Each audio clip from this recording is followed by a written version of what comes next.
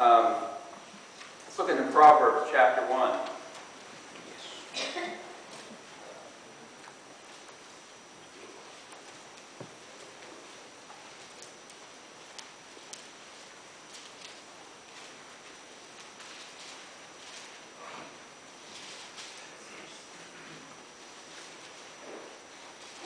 I've been preaching on the fear of the Lord for a while, the last few weeks anyway, and I'm just really getting more and more excited as I've been studying and just praying about these things. To me, the fear of the Lord is a critical thing in the life of every believer. And I told you on Sunday, if you were here, that if you're a little in the if you're down and in the doldrums, to use that term, and Bill helped me learn that the doldrums is really an actual place that sailors would go to, and there's just no wind. Something in your life just doesn't seem quite right. Well, the fear of the Lord will help. The fear of the Lord is clean. The fear of the Lord gets us in a right attitude. And to me,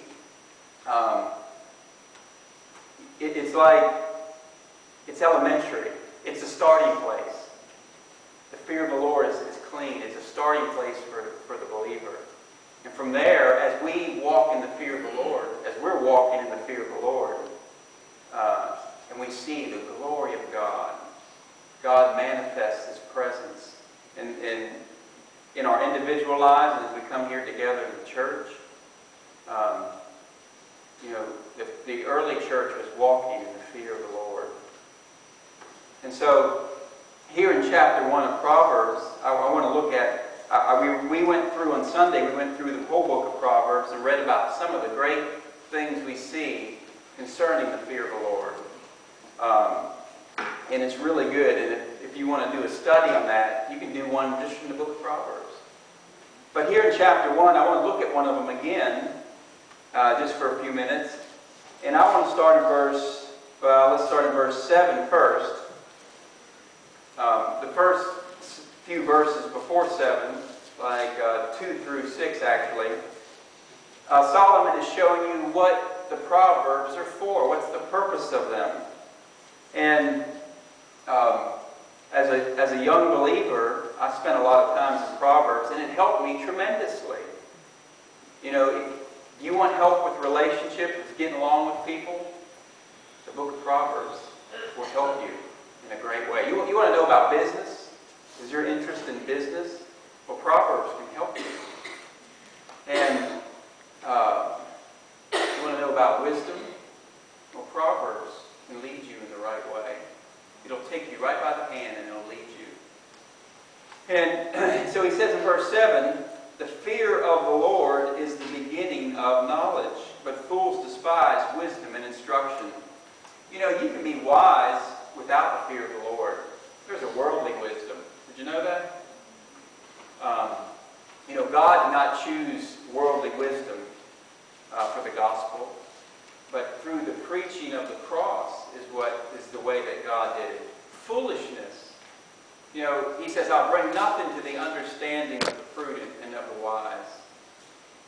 Just when you think you're wise and you know something, apart from God, you really don't know anything. And Solomon also wrote another book, Ecclesiastes, and he talks about wisdom and foolishness.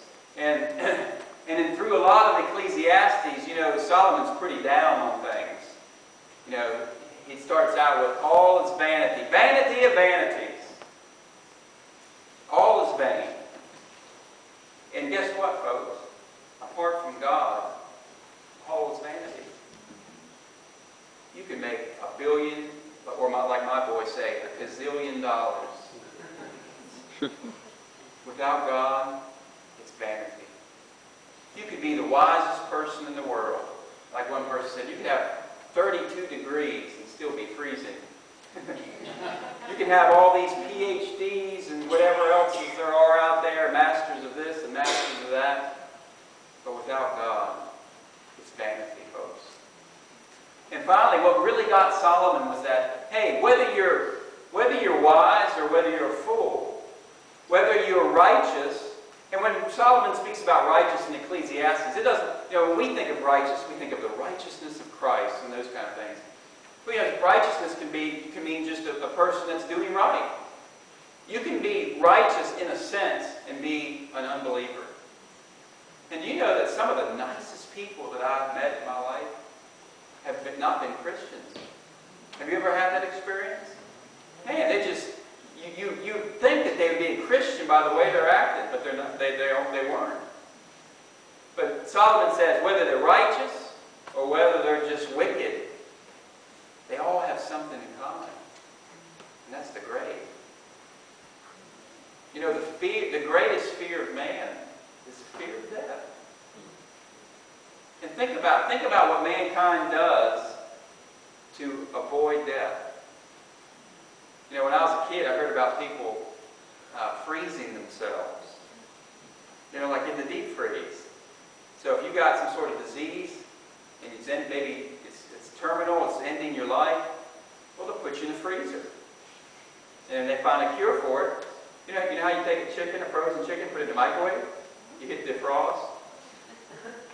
They're going to unthaw you. We're going to try to escape death any way we can.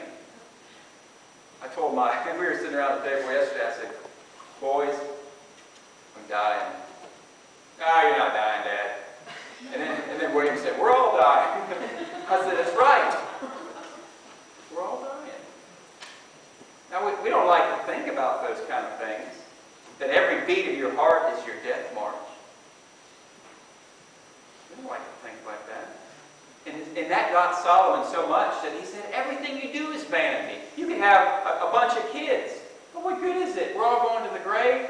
He says, and I see people who make all kinds of riches, and then they die and the wicked get it. Vanity. And boy, if you ponder on it for a while, he says, I had my wisdom, and I tried madness and folly, and I've come to the same conclusion. It's all vanity.